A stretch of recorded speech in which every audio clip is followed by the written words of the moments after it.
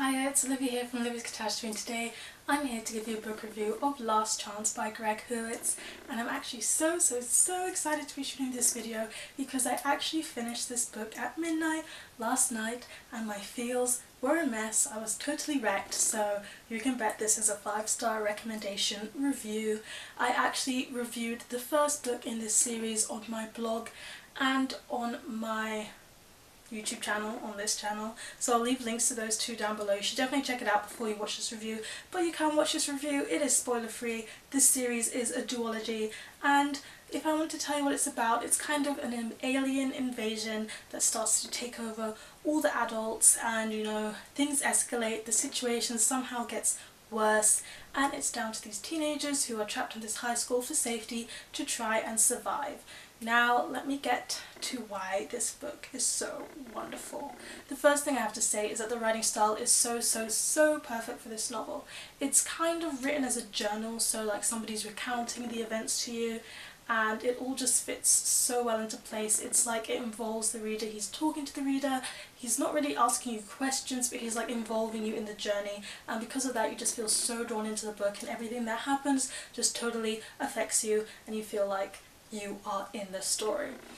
What is different in this book rather than the first book is sometimes we get chapters from somebody else's perspective. I won't tell you whose perspective, and I won't tell you why, but at first I was like, if this is someone's, journal, how can that actually fit into the novel? And then as the novel goes on, how it fits in gets explained, and it's just so heartwarming the way it all fits together. So, kudos to Greg Hurwitz. He knows what he's doing when he's writing this book.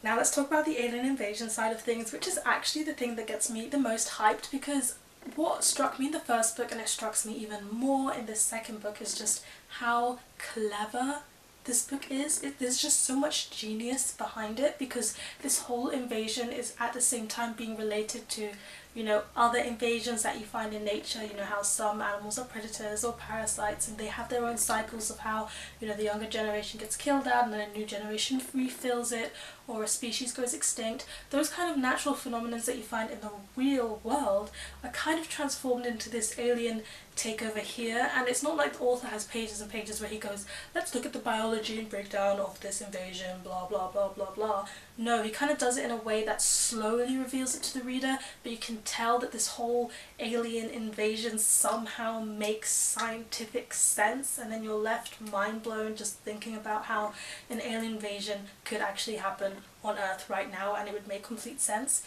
So I really enjoyed how the science just made so much sense behind this novel, and on top of that, it's not only the genius science that attracts me to this novel, it's also the humour in it. I mean, it's kind of like an end of the world apocalypse. Everything's going wrong all the time, but sometimes these characters come up with the most witty banter that just makes my heart so happy, or something kind of funny happens and you just have to laugh.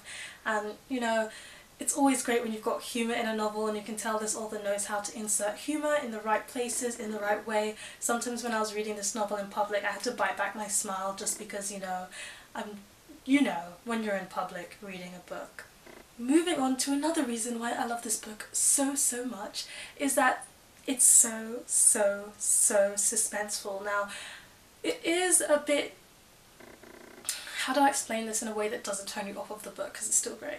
Sometimes you can predict what's going to happen. There's quite a few movie-like action scenes, but it's okay to know how a certain action scene is going to end, but you don't know how things are going to end in the grand scheme of things. You don't know how the plot twists are going to come in, and you can just tell, with this novel you can just tell that every time something goes right, something will go wrong.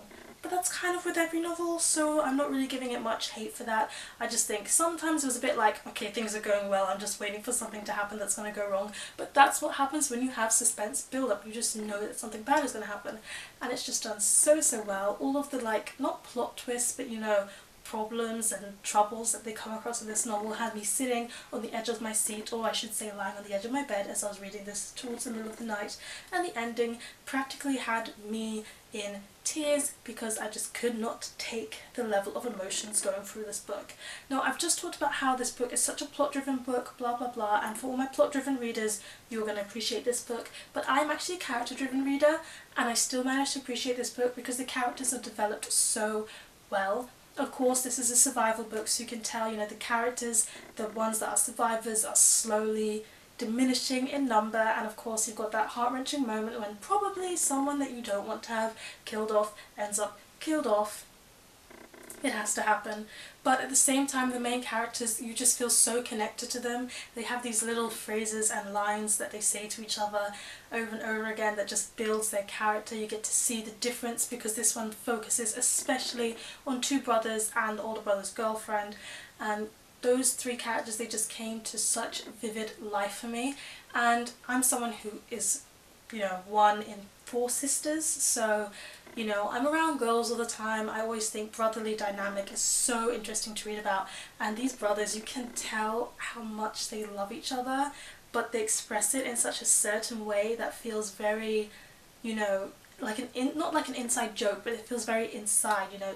It's no one has that type of brotherly love, brotherly connection, brotherly communication that they have. It's very particular and special to their relationship, and you see that in the novel, and it contributes to how the whole rest of the book and all the events leading up into this book make your suspense go like this until you careen off an edge, and then you're wrecked and your feels are a mess on the floor, and you're like, why do I even bother reading if it's going to make me feel this way? Pretty much.